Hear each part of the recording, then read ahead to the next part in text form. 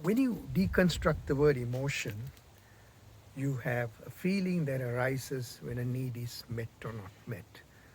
So when our need for acceptance, our need for respect, social inclusion, physical and emotional safety are met, we can thrive. We have a sense of dignity.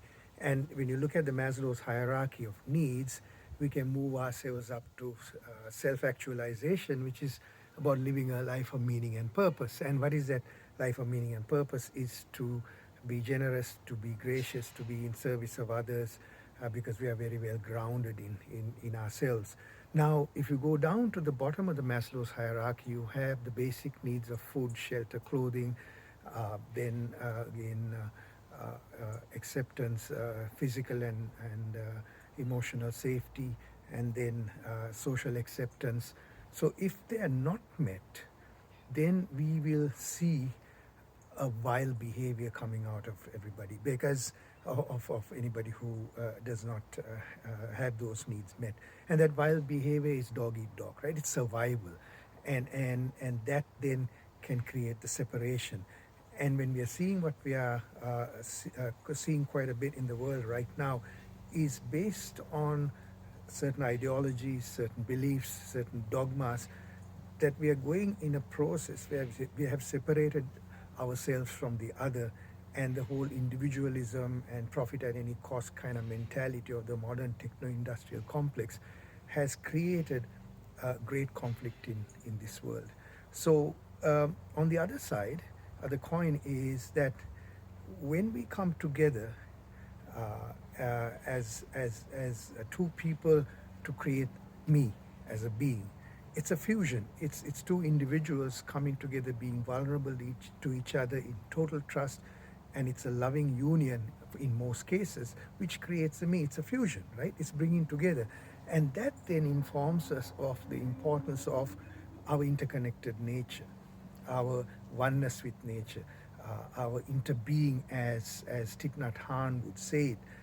And that then is how we thrive, right? Because we know that without the tree, without this soil, without the ocean, without the water, we're not going to survive. We cannot live as an island.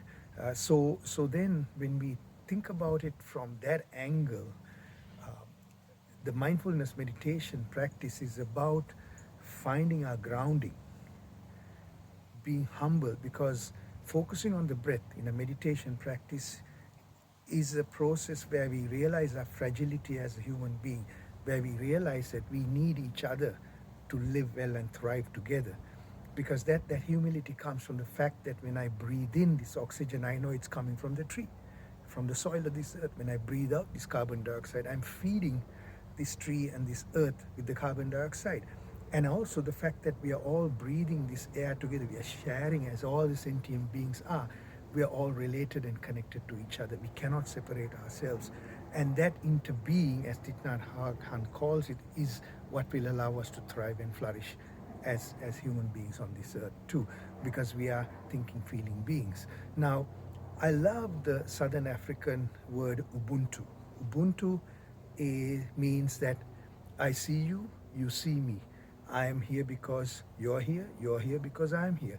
So that partnership is crucial for us to thrive, because it's also about the hormone of oxytocin, the love hormone that keeps us going, that requires that human touch with each other too. So what I am suggesting is that we need to take a look at our own personal responsibility in the separation that we have created in our own minds, that can come together through a mindfulness practice to find ourselves using our whole brain.